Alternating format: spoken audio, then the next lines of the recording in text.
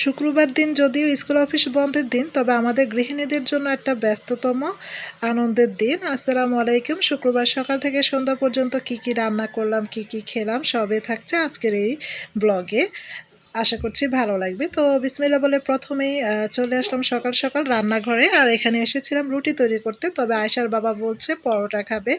আসলে তারা শুক্রবার দিন একটা বিশেষ দিন, এই দিনে বেশিরভাগ পরোটাটাই আবদার করে থাকে। তো মাঝে মধ্যে রুটিও খাওয়া হয়। তো এতে আমি লাল লাল করে পরোটা ভেজে দিচ্ছি, আর সাথে হচ্ছে ডিম পোচ করে নেব। আর আগের দিনের হচ্ছে মুড়ি ঘন্ট করেছিলাম মুগ ডাল দিয়ে, সেটাই আজকে পরিবেশন করে নিলাম। এই তো আমাদের আলহামদুলিল্লাহ সকালের নাস্তা হয়ে গিয়েছে। এখন দুপুরের জন্য একটা দেশি মোরগ কেটে নিয়েছি। আর দেশি মোরগে কিন্তু মাংস কম হয়, তবে এটাতে আসলে পুষ্টিগুণ বেশি। যদিও আমরা দেশি মোরগটা অত বেশি খাই না, তারপর এখন দুই এক সময় আনা হয়, এটাই আর কি। তো মোরগটাকে খুব ভালো করে ক্লিন করে নিয়েছি। আর এই তো এটার সাথে আজকে আলু অ্যাড করব, তাহলে একটু বরকত হবে, এই আর কি। আসলে মধ্যবিত্ত পরিবারের রান্নাবান্নাই এরকম, সবসময় যে আলু দেয় সেটাও না, আবার সবসময় যে ভুনা করে সেটাও না। এই তো আলু পেঁয়াজ এগুলো কেটে নিয়েছি।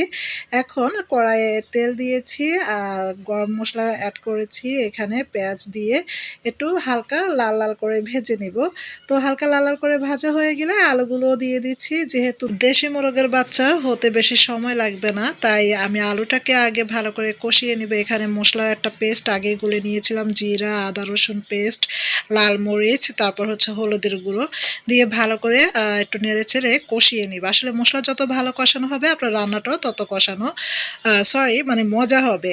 তো এই তো এখানে চিকেনের পিসগুলো এখন অ্যাড করে দিয়েছি। যখন আলুটা 50%-এর মতো কষানো হয়ে গিয়েছে, এখন চিকেনটাকে দিয়েও চুলার মিডিয়াম ফ্লেমে কষিয়ে নিব প্রায় 3-4 মিনিট। যত কষানো হবে তত রান্নাটা মজা হবে। তো আমার কষানো হয়ে গিয়েছে। এখন এই পর্যায়ে আমি ঝোলের পরিমাণে পানি অ্যাড করে দেব।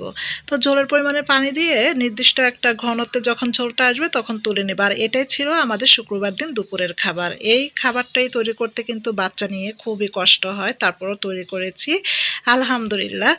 আর এই খাবারগুলো খেয়ে অন্যরকম একটা তৃপ্তি পাওয়া যায়। তো এই তো বিকালের নাস্তায় পুরি আর একটু যে মাংসের ঝোল আলু এগুলো নিয়েছি, এটা দিয়ে খেতেও কিন্তু খুব মজা লাগে। আর ভেবেছি যে একটু পুডিং তৈরি করি। প্রায় 2-3 বছর হয়েছে কোনো পুডিং তৈরি করা হয়নি। তো এই তো 2-3 বছর পর আমি বিসমিল্লাহ বলে পুডিং তৈরি করেছি। যদিও এটাকে 8 পিস করা যেত, তবে আমি এখানে বড় বড় 4 পিসই করেছি। আলহামদুলিল্লাহ পুডিংটা দেখতে যতটা না সুন্দর, খেতে কিন্তু খুবই স্মুদি আর খুবই ক্রিমি হয়েছিল। তো এই পুডিংয়ের রেসিপি কে কে চান অবশ্যই কিন্তু আমাকে কমেন্টসে জানাতে পারেন, তাহলে আমি পুডিংয়ের রেসিপিটাও ইনশাল্লাহ কোনো একটা ভিডিওতে শেয়ার করব। আল্লাহ হাফিজ।